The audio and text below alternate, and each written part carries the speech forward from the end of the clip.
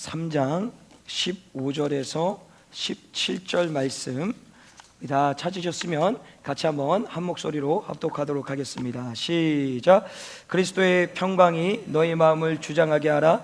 평강을 위하여 너희가 한 몸으로 부르심을 받았나니 또한 너희는 감사하는 자가 되라. 그리스도의 말씀이 너희 속에 풍성히 거하여 모든 지혜로 피차 가르치며 건면하고 시와 찬미와 신령한 노래를 부르며 마음의 감사함으로 하나님을 찬양하고 또 무엇을 하든지 말에나 일에나 다 주 예수의 이름으로 하고 그를 힘입어 하나님 아버지께 감사하라. 아멘. 우리 한번 옆 사람하고 인사하겠습니다. 오늘 하루 감사가 넘쳐나는 복된 삶이 되시기를 축복합니다. 감사가 넘쳐나는 축복된 삶이 되길 축복합니다. 아멘, 아멘. 오늘 하루 여러분의 삶 가운데 감사가 넘쳐나는 복된 삶이 되길 소망합니다. 앞에 아름답게 단이 쌓여졌습니다. 우리 모든 성도님들이 수고헌신을 통하여서 아름답게 단이 쌓여졌는데, 혹시 사진 촬영을 하고 싶으신 분들은 요 일부가 끝나자마자 한 10분 정도의 시간이 있습니다. 그때 사진 촬영하시고 또 끝난 다음에 바로 이 단을 헐어서 우리 전도 대상자 또 우리 장결자에게 이렇게 나눠드리도록 하겠습니다. 그래서 여러분들 기억하시고 그렇게 좀 함께 해주시면 되겠습니다. 이런 말이 있습니다. 촛불을 보고 하나님 앞에 감사할 수 있는 인생에게 하나님은 별빛을 주신다고 합니다. 별빛을 보고 하나님 앞에 감사할 수 있는 인생들에게는 하나님이 달빛을 주신다고 합니다. 달빛을 보고 하나님 앞에 감사할 수 있는 인생들에게는 하나님께서 태양빛을 준다고 합니다. 그리고 그 태양빛을 보고 하나님 앞에 감사할 수 있는 인생들에게는 태양빛, 별빛, 달빛, 촛불이 필요 없는 천국을 주신다라고 합니다. 이것이 여러분의 삶 가운데 끊임없는 고백이 되길 소망합니다.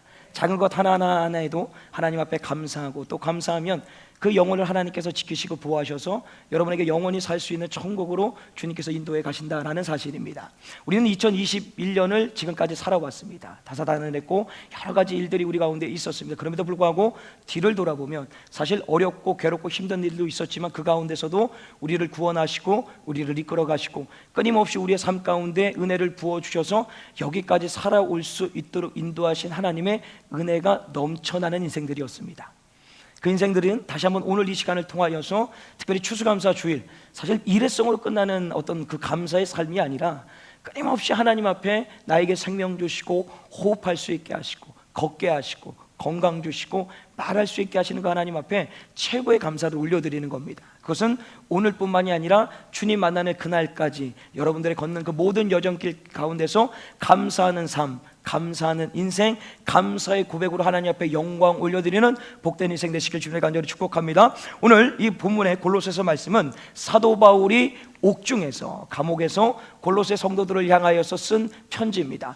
오늘 우리가 이 세 절의 말씀의 내용을 읽었는데요, 이 말씀을 통하여서 반복되는 얘기가 있더라고. 15절 말씀에 보니까요, 감사하는 자가 되라. 또 16절에 보게 되면 감사함으로 하나님을 찬양하고, 또 17절에 보면 하나님 아버지께 감사하라.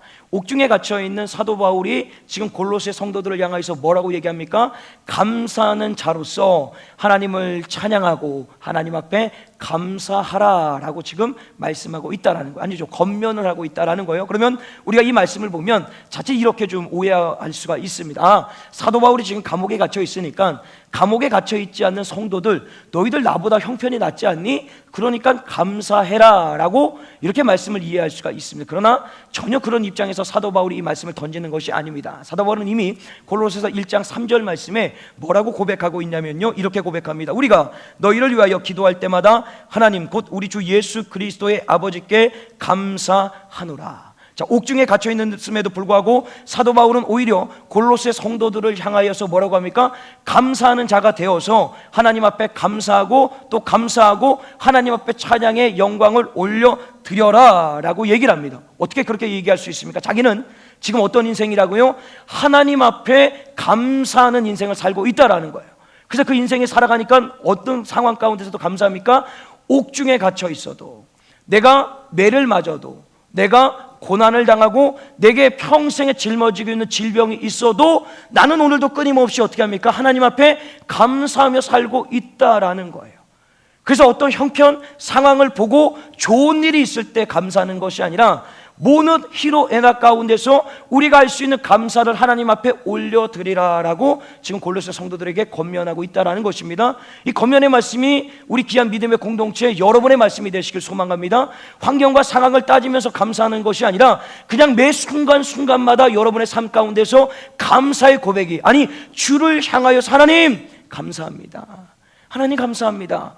내게 질병이 있을지라도, 내게 고난이 있을지라도 이 고난 주심에, 질병 주심에 하나님 앞에 감사할 수 있는 믿음의 성도들 되시길 주님의 간절히 축원합니다. 자, 그렇다면 그렇게 감사하는 자로 살아갈 때 하나님께서는 우리에게 어떤 은혜를 베풀어 주실까요? 오늘 본문의 15절 말씀에 보니까요, 이렇게 말씀이 기록되어 있습니다.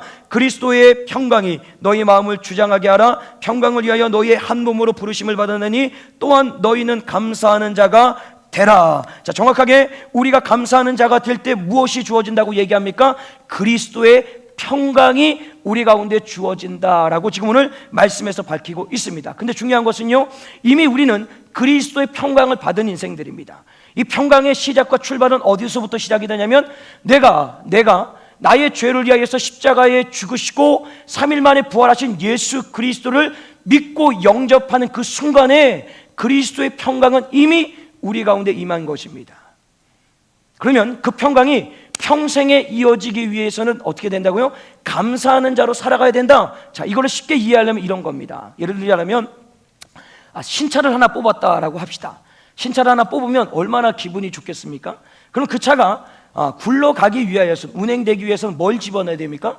기름을 집어넣어야 되겠죠. 기름을 집어넣지 않으면 그 차는 움직일 수가 없고 무용지물이 될 수밖에 없습니다. 근데 그 기름은 일회성으로 집어넣는 것이 아니라 평생에 그 차가 폐차될 때까지 기름을 주입해 줘야지만 차는 움직일 수가 있습니다. 자, 그런 것처럼 우리가 예수 그리스도를 구주로 영접한 그때부터 그리스도의 평강은 우리 가운데 임합니다. 그러나 그 평강이 평생에 우리 가운데 임하기 위하여서는 우리는 끊임없이 오늘 본문에서 얘기한 것처럼 감사하는 자가 돼서 살아가야 된다는 거예요.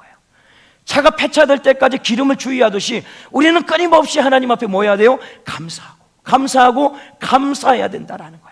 그럴 때 하나님의 그 그리스도의 평강이 우리 가운데 임하게 된다라는 겁니다. 그렇다면 그 그리스도의 평강이 무엇입니까? 예수님은 이미 이 땅에 육신의 몸을 입고 오셔가지고 그가 십자가에 달려 돌아가시기 전에도 요한복음 말씀 14장 27절에 이렇게 말씀하셨습니다. 평안을 너희에게 끼치노니 곧 나의 평안은 너희에게 주노라. 내가 너희에게 주는 것은 세상이 주는 것 같지 아니하리니 너희는 마음에 근심도 말고 두려워하지 말라. 이미 십자가를 지시기 전부터 평안을 너희에게 주겠다라고 약속했습니다. 또 하나, 예수님이 죽고 난 이후에, 부활하신 이후에도 오셔가지고 제자들에게 뭐라고 얘기합니까? 요한복음 20장 19절 말씀해 보니까요, 여러분 같이 한번 이 말씀을 읽어볼까요? 시작. 이날 곧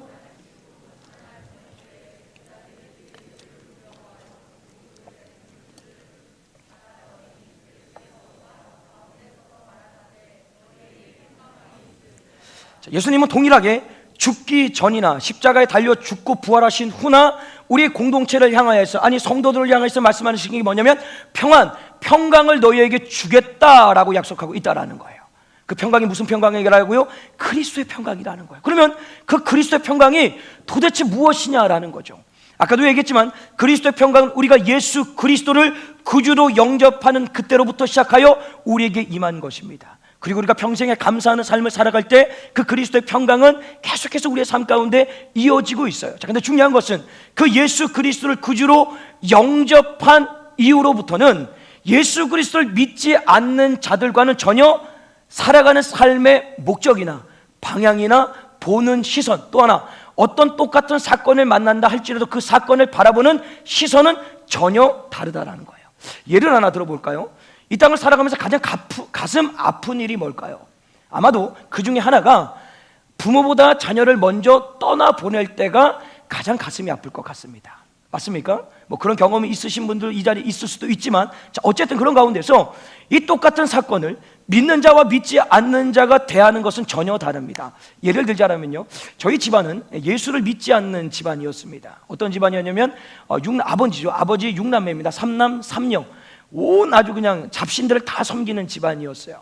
그런 가운데서 우리 둘째 큰아버지 되시는, 아버지 형님 되시는 두 번째 되시는 우리 둘째 큰아버지께서 뭐 우리의 주관적 입장이, 우리 집안의 주관적 입장이겠지만 의료사고로 먼저 부모님보다, 우리 할머니보다 먼저 가셨어요. 그래서 먼저 가셨고 나니까 믿지 않는 할머니는 그 상황을 어떻게 받아들이시냐면, 어떻게 부모가 자녀를 앞서 보낼 수 있냐라는 거예요. 매일같이 괴롭고 외롭고 힘들고 원망과 좌절과, 심지어는 동네 창피해가지고 얼굴 못 들고 다니겠다, 끊임없이 좌절 절망의 나날들을 보내시더라고요. 그런 가운데 그 충격이 너무 컸는지, 그것이 너무 괴로웠는지 몰라도 얼마 지나지 않아 우리 어머니지 아니고 할머니도 세상을 떠나시게 됐습니다. 근데 반면에요, 여러분 작년에 혹시 우리 부흥회를 기억하십니까? 우리 이동원 목사님께서 오셔가지고 말씀을 전할 때, 이동원 목사님도 작년에 둘째 아들을 암으로 먼저 떠나 보냈습니다. 그 떠나 보내신 다음에 그가 유족 대표로서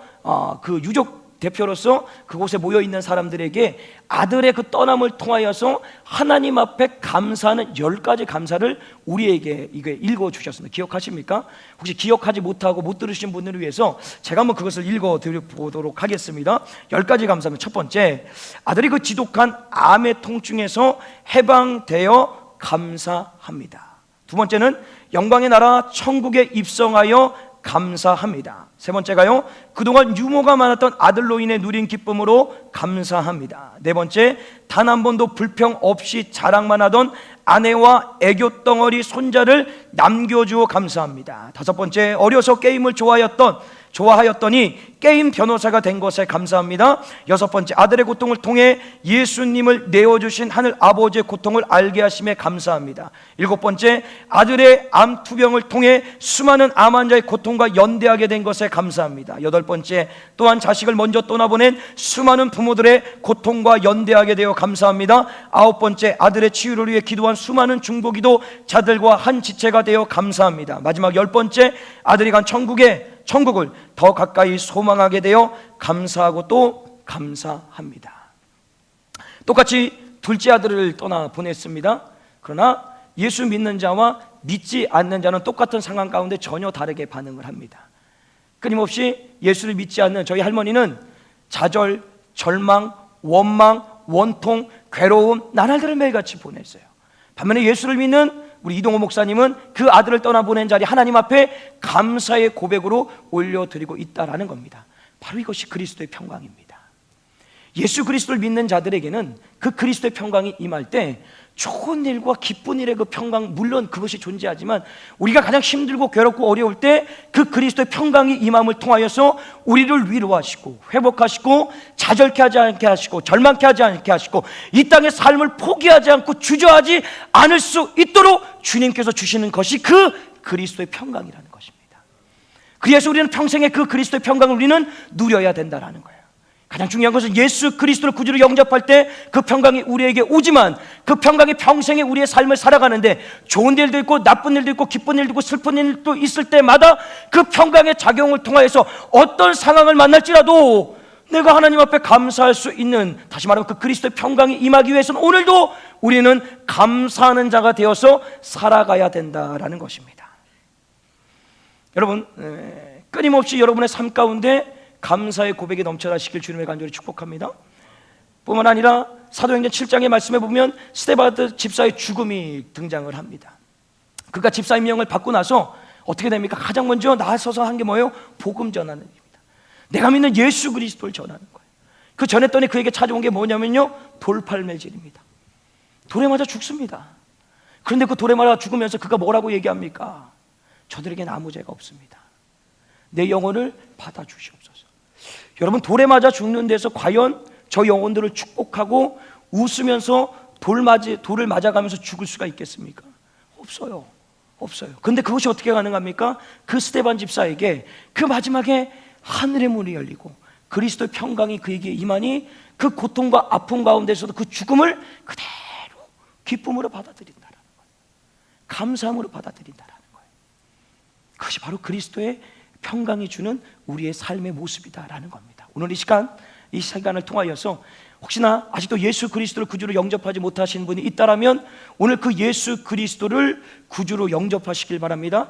나의 죄를 위하여 십자가에 못 박혀 죽으시고 3일 만에 부활하신 그 예수 그리스도를 믿으시길 축복합니다. 그래서 그 그리스도가 주시는 평강의 은혜를 누리시길 주님의 간절히 축복합니다. 더 나아가서는 이제 그 예수 그리스도를 구주로 믿었다라면 이제는 평생의 여러분의 삶 가운데 감사하는 자가 되어서 주님 만나는 그날까지, 주님이 나를 부르시는 그날까지 그 그리스도의 평강을 통하여서 매일 삶 가운데 기쁨과 감사와 환희가 넘쳐나는 복된 인생 되시길 주님의 간절히 축원합니다. 자, 그렇다면 우리가 평생 그리스도의 평강을 누리기 위하여서, 다시 말하면 우리가 감사한 자가 되어서 살기 위해서는 우리는 어떻게 해야 될까요? 오늘 본문 16절의 말씀에 보니까요, 그리스도의 말씀이 너희 속에 풍성히 거하여 라고 얘기를 합니다. 오늘 사도 바울은 제시합니다. 너희들이 감사하는 자가 되어서 살아갈 수 있는 가장 근본적인 방법이 뭐냐? 하나님의 말씀에 거해 있어라. 그 말씀에 붙들려 있어라. 그 말씀이 너희 삶 가운데 풍성하게 넘쳐나도록 살아가라 라고 얘기하고 있습니다. 왜 그럴까요? 여러분, 다윗이 시편 9편 1편의 1절에 이런 고백을 합니다. 어떤 고백을 하냐면, 내가 전심으로 여호와께 감사하며 주의 모든 기사를 전하리이다. 지금 모든 여호와께 전심으로 감사한대요. 이 전심이라는 말은 내 온 마음과 뜻과 정성을 다하여서 아버지 하나님 앞에 감사한대요. 근데 지금 이 감사하는 상황이 어떤 상황이냐면, 사울 왕을 피해서 도망가는 도망자 신세, 다시 말하면 이스라엘 지명 수배자가 되어서 이곳저곳을 도망쳐 살기 위해 있는 상황에 놓여 있어요. 근데 그 상황도 어떤 상황이었었냐면, 그가 한 것은 이거예요. 블레셋 나라로부터 이스라엘을 구원한 겁니다. 골리앗으로부터 이스라엘 모든 백성들을 구해준 거예요. 그랬더니 여인들이 사울이 죽인 자는 천천히요, 다윗이 죽인 자는 만만히요, 그 얘기 한마디에 사울왕이 꽂히셔서 저 다윗을 죽여야 되겠다라고 해서 지금은 도망자 지명수배자가 된 거예요. 근데 그 상황 가운데서 지금 뭐라고 얘기합니까? 내가 전심으로 여호와께 감사하며 주의 모든 기사를 전하리이다. 어떻게 이런 상황 가운데서 하나님 앞에 감사할 수가 있느냐라는 거예요. 내일 죽을지 오늘 당장 죽을지 모르는 일이 살얼음판 같은 인생길을 걸으면서 어떻게 감사할 수가 있느냐라는 거예요. 그 이유는 여기에 있습니다. 3절 말씀에 보니까요, 내 원수들이 물러갈 때 주 앞에서 넘어져 망하님이다. 망한 게 아니에요. 선포하고 선언하는 거 뭐예요? 하나님의 약속의 말씀이 그 안에 있었다는 거예요. 분명히 하나님께서는 우리 믿음의 사람들을 고와 같이 버려두지 않으시고 원수의 손에서 구원해 주신다라는 그 약속의 말씀이 이 마음 가운데 풍성하게 거하고 있으니 그 삶을 원망과 불평의 나날로 보내는 것이 아니라 오늘도 하나님 앞에 이 상황이 내가 당장 이 시간에 죽는다 할지라도 여호와 하나님께 전심으로 감사하오니, 감사하는 삶으로 살더라는 거예요. 반면에요, 하나님의 말씀이 결핍된 인생들에게 찾아오는 게 뭐예요? 끊임없는 원망, 불평, 원통함입니다. 이스라엘 백성들을 하나님께서 430년 동안 애굽에서 종살이하던 그들을 구원해 주셨어요. 그리고 그 여정길을 가게 하십니다. 어디로요? 약속의 땅으로 가게 하시는 거예요. 그래서 그 가는 가운데 첫 번째 난관에 부딪히게 됩니다. 어디입니까? 홍해에 막히게 되는 거예요. 홍해에 막혀서 앞으로 나아갈 수 없고 뒤로 돌아가 보려니까 애국 군대가 쫓아와요. 좌우로 갈 수도 없어요. 모든 사방팔방이 다 막혀있는 상황. 그런데요, 이 모든 상황을 하나님께서는 이미 말씀 가운데 다 말씀해 주시고 약속해 두었습니다. 그게 어디냐면 출애굽기 14장 3절과 4절 말씀에 보게 되면 이렇게 말씀이 기록되어 있어요. 바로가 이스라엘 자손에게 대하여 말하기를 그들이 그 땅에서 아득하여 광야에 갇힌 바 되었다 할지라. 무슨 얘기예요? 출애굽하는 과정 가운데 가장 먼저 홍해가 막힘으로 인하여서 사방 동서남북이 막힐 거라는 것을 하나님이 말씀해 놓으셨어요. 그래서 이 바로 왕이 어떻게 저들이 광야에 갇혔구나라고 이해하게 된대요. 그래서 4절 말씀에 계속해서 보게 되면 내가 바로의 마음을 강팍하게 한즉 바로가 그의 뒤를 따르리니 내가 그와 그 온 군대를 인하여 영광을 얻어 애굽 사람으로 나를 여호와인 줄 알게 하리라 하심에 무리가 그대로 행하니라. 무슨 얘기예요? 갇혔다. 바로 왕이 듣게 된 거. 그래서 군대를 소집해가지고 쫓아가는 거예요. 그들을 잡아서 다시금 애굽의 종살이를 시키기 위해서 쫓아갑니다. 이 모든 것들은 하나님의 계획 속에, 하나님의 섭립 속에 주어졌던 사건들이에요. 이미 이스라엘 공동체에 이 말씀을 던져주셨어요. 야, 너희들 가는 길에 홍해 막힌다? 그런데 걱정하지 마라. 그 홍해는 하나님께서 계획하신 것이다. 하나님의 이 바로왕, 애국 군대 모든 사람들이 여호와 하나님을 하나님인 줄 알기 위하여서 이 모든 상황을 만들어 냈다라고 분명히 말씀을 주셨다라는 거예요. 근데 그 말씀이 결핍되어 있으니까 어떻게 됩니까? 출애굽기 14장 10절과 12절 말씀에 보게 되면 이스라엘 자손이 심히 두려워하여 여호와께 부르짖고, 이건 기도하는 게 아닙니다. 원망하는 거예요. 불평하는 거예요. 좌절하고 절망하는 거예요. 뭐라고 외칩니까? 그들이 또 모세에게 이르되 애굽에 매장지가 없으므로 당신이 우리를 이끌어내어 이 광야에서 죽게 하느냐? 어찌하여 당신이 우리를 애굽에서 이끌어내어 이같이 우리에게 하느뇨? 우리가 애굽에서 당신에게 구한 말이 이것이 아니뇨? 이르기를 우리를 버려두라, 우리가 애굽 사람을 섬길 것이라 하지 아니하더뇨? 애굽 사람을 섬기는 것이 광야에서 죽는 것보다 낫겠노라. 홍해 앞에 딱 갇히는 순간에 하나님이 약속했던 그 말씀 온데간데였고, 그 입술에서 터져나오는 게 뭐예요? 감사의 고백이 아니라 원망, 원통, 불평, 불만. 차라리 애굽 땅에서 종살이 하는 게 더 낫겠다라고 그들이 하나님을 향해서 원망하고 불평하더라라는 것입니다. 그렇습니다. 우리가 평생에 하나님 앞에 감사하는 자로 살기 위해서는 여러분의 삶 가운데 하나님의 말씀에 붙들려 하나님의 말씀이 여러분의 마음을 지배하고 그것이 풍성하게 넘쳐나야 됩니다. 그 말씀이 결핍되어지는 그 순간부터 여러분의 삶 가운데 아무리 좋은 일이 있어도요, 원망하고 불평합니다. 이런 예화가 하나 있더라고요. 어떤 대기업의 사장님이 식당을 들어가는 길에 종업원의 그냥 혼자 독백하는 소리를 들었대요. 그 소리가 뭐냐면, 누군가 내게 5만 원을 주면 참 기쁘겠다라고 얘기를 했대요. 그래서 그 사장님이 그 서빙하는 그 친구에게 팁으로 5만 원을 줬답니다. 5만 원을 받으면 얼마나 기쁘고 감사하겠습니까? 근데 모든 식사를 끝나고 나가는 길에 그 직원이 또 하는 얘기를 들었답니다. 차라리 10만 원이라고 얘기할 걸. 여러분 혹시 기억나십니까? 차라리 갈비탕이 아니라 갈비를 먹었으면. 제가 예전에 했던 얘기인데요, 하나님의 말씀이 없는 인생은요, 아무리 좋은 것이 내게 던져진다 할지라도 그것에 만족하지 못합니다. 오늘도 허무하고 아무리 채워줘도 채워질 수 없는 거예요. 그러나 그 하나님의 말씀을 채워줬으면요, 5만 원이 아니라 5천 원을 받아도 500원을 받아도 감사한 거예요. 그것이 기쁜 거예요. 왜? 모든 것이 하나님이 주신 은혜이기 때문에. 그래서 우리의 삶 가운데, 여러분의 마음 가운데, 생각 가운데, 모든 삶 가운데 하나님의 말씀이 풍성하게 넘쳐나야 된다라는 것입니다. 자, 그렇다면 그 하나님의 말씀이 내 삶을 붙들고 그 말씀이 풍성하게 넘쳐나기 위해서는 우리는 어떻게 해야 될까요? 가장 간단하죠. 하나님의 말씀을 잘 듣고 잘 읽으면 된다라는 거예요. 근데 이렇게 간단할까? 그렇지 않아요. 우리는 오늘날 말씀의 홍수 시대에 살고 있습니다. 수많은 말씀들이 TV만 틀면 나오고요, 유튜브만 들어가면 나오고요, 모든 어디서든지 끊임없이 들려집니다. 이 한 주만 해도 모든 공예배만 참석하셔도 무려 8번의 말씀을 여러분들이 듣게 됩니다. 그만큼 말씀의 홍수 시대에 살아요. 들어요, 읽어요. 근데 문제가 뭐냐면 그 말씀을 믿고 있느냐라는 겁니다.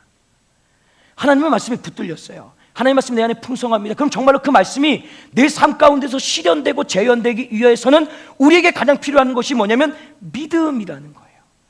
그 말씀이 믿어질 때 그 말씀에 붙들리는 것이고 내 삶이 풍성하게 넘쳐지게 된다라는 겁니다. 오늘도 이 말씀 속에서 보게 되면 아까도 얘기했던 그 이스라엘 백성들은요, 오늘날 우리는 이 성경 말씀을 통하여서 또한 설교자를 통해서 말씀을 읽고 보지만 그 당시 이스라엘 백성들 그 14장 정도쯤에 왔을 때는요, 하나님 앞에 직강을 들었습니다. 직접 말씀을 들은 거예요. 살아계신 하나님 앞에 직접 음성으로 그 말씀을 들었던 거예요. 근데 그 말씀이 믿어지지 않았던 거예요. 너희는 가만히 있어, 내가 여호와 하나님 되심을 너희들을 보게 한다, 홍해 앞에서 얘기를 합니다. 그런데 그 말씀은 홍해 앞에서만 이루어지는 말씀이 아니라 끊임없이 가나안 땅에 들어갈 때까지 약속의 말씀으로 그들에게 주어진 거예요. 근데 그 말씀이 묻어지지 않으니 홍해를 마른 땅을 건넌 이후에도 물이 없어 원망합니다. 고기가 없어 원망합니다. 조금만 힘들고 괴로우면 원망, 불평, 차라리 우리가 애굽 땅에 가서 죽는 게 낫다라고 하나님의 마음을 아프게 하더라는 거예요. 왜요? 끊임없이 말씀이 그들에게 들려지고 읽혀졌지만 그 말씀이 믿어지지 않는 거예요. 반면에 좀 전에 얘기했던 우리 다윗은 어떻습니까? 다윗의 삶 가운데 사울왕을 피해서 도망다는 그 인생 10년이에요. 근데 10년 동안에 어떤 일이, 수많은 일들이 있었는데 정말 치욕스러운 것들 살기 위하여서 침을 질질 흘리면서 미친 척 하는 거예요. 그런 치욕을 겪는 거예요. 근데 그러면서도 그가 한 번도 하나님을 원망하거나 그 상황에 대해서 불평하거나 좌절하고 절망하지 않더라고요. 왜요? 하나님의 약속의 말씀을 믿었던 거예요. 아까도 얘기했지만 원수를 망하게 할 것이다, 아니 망하게 하셨다라고 선포하고 선언하는 것처럼 그에게는 그 말씀이 믿어졌다라는 거예요. 그래서 끊임없이 그 환경과 상황 가운데 말씀에 붙들리고 풍성할 수 있었던 것이 뭐냐? 그것이 믿어졌기 때문에 그 삶이, 그 말씀이 그대로 그 삶 가운데서 어떻게 됩니까? 실현되고 재현될 수가 있었다라는 것입니다. 더 나아가서 그 말씀에 붙들려 그 말씀에 믿어지는 인생에게 오늘 본문 17절의 말씀에 보니까요, 또 무엇을 하든지 말에나 일에나 다 주 예수의 이름으로 하고. 여러분의 살아가는 모든 삶의 자리, 24시간 시, 분, 초, 모든 순간순간마다 누구를 위해서 살아갑니까? 주를 위해서 살아가게 됩니다. 그 말씀이 믿어지면 내 인생의 주인이 내가 아니라 내 삶의 주인은 여호와 하나님 되심을 믿으면서 그분만을 바라보면서 살게 된다는 거예요. 오늘 그 믿음이 여러분의 삶 가운데 들어오시길 주님의 간절히 축복합니다. 그 믿음을 통해서 하나님이 던져주시는 그 말씀이 그냥 아멘으로 받아지고 믿어지길 바랍니다. 인간의 이성과 어떤 논리와 계산으로 풀어내려고 하지 마십시오. 어떻게 하나님이 우리의 이성과 우리의 인간의 논리, 계산으로서 풀어진다라고 하면 어찌 그 하나님이 하나님이 될 수가 있습니까? 저는 그러면 그 하나님 믿지 않습니다. 기적을 상식으로 바꾸시고 불가능을 가능케 하시는 그 하나님을 전능하시다고 얘기하는데 어떻게 인간의 어둡지 않은 지혜와 지식으로서 그것을 풀어낼 수 있느냐라는 거예요. 그냥 뭐예요? 믿는 거예요. 여리고 성이 무너졌습니다. 아멘. 예수님이 처녀의 몸에서 잉태하셔 낳으셨습니다. 아멘. 예수님이 죽은 지 3일 만에 부활하셨습니다. 아멘. 그냥 아멘으로 믿는 거예요. 그럼 그 믿음 안에 하나님의 말씀이 채워지고 그 채워짐으로 풍성함을 통하여서 그리스도가 주시는 그 평강이 우리 가운데 임하게 된다라는 겁니다. 마지막으로 우리 빌립보서 4장 6절과 7절 말씀을 우리 한번 같이 읽어볼까요? 빌립보서 4장 6절 7절 함께 읽겠습니다. 시작.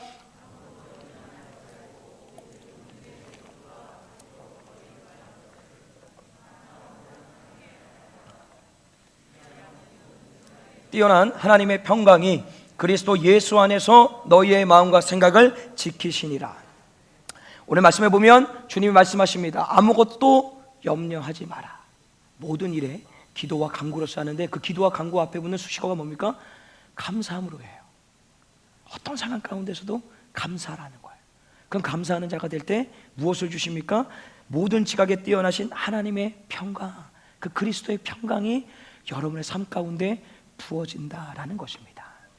오늘 다시 한번 이 추수감사절을 맞이한 이 시간에 한 해를 한번 잠깐이라도 돌아보시길 바랍니다.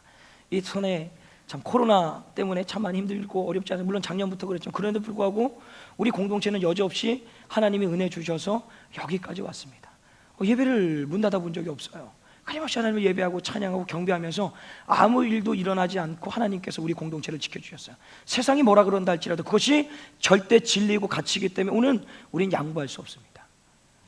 느부갓네살 왕 앞에서 그들의 신앙과 믿음을 고백하면서 우리는 우상하게 절할 수 없다. 왜? 그것이 우리의 절대적 가치이기 때문에. 나는 하나님만을 예배한다, 하나님을 찬양한다. 그 절대적 가치를 지켰기 때문에. 그들에게 찾아온 게 뭐예요? 풀무불에 던져지는 고난이죠. 그런데 그들이 고백하는 게 뭐예요? 거기서 구원해 주신다. 더 나아가선 그리 아니하실지라도 내가 그 풀무불에 던져져서 불타 죽는다 할지라도 괜찮다는 거. 왜? 나는 이 땅에 소망으로 사는 인생이 아니라 저 하늘에 소망을 두고 살기 때문에 천국에 가면 된다라는 거예요. 뭐예요? 절대적 가치라는 거예요. 오늘날 이 절대적 가치, 다시 말해 하나님의 진리의 말씀이 무너진 이 시대, 예배를 드리는 것을 이상하게 생각합니다. 하나님 말씀 믿고 따라가는 것을 이상하게 생각한다는 거예요. 여러분, 거기 세상에, 다시 말하면 악한 마귀 사단의 계계에 넘어지지 마십시오. 끊임없이 불변하는 말씀, 하나님의 말씀은 살아있고 운동력이 있고 그 말씀은 주님께서 택하신 그곳에서 주님을 예배하고 찬양하라. 그곳에 들려지는 그 말씀을 그냥 듣고 흘리는 것이 아니라 오늘도 주님이 주신 믿음으로 아멘으로 받아들일 때 그 믿음을 통하여서 그 말씀이 내 안에 채워지고 붙들리면 이 세상이 줄 수 없는 그리스도의 평강, 그것이 여러분 가운데 임하게 된다라는 것입니다. 오늘도 이 말씀을 통하여서 하나님의 들려지는 말씀을 믿으시길 바랍니다. 그 말씀을 통하여서 채워주시고 붙들리시길 바랍니다. 그 말씀에 붙들려 평생에 감사하는 자가 되어서 이 세상이 줄 수 없는 그리스도의 평강을 평생 누리며 살아가시길 주님의 간절히 축원합니다. 우리 같이 한번 말씀을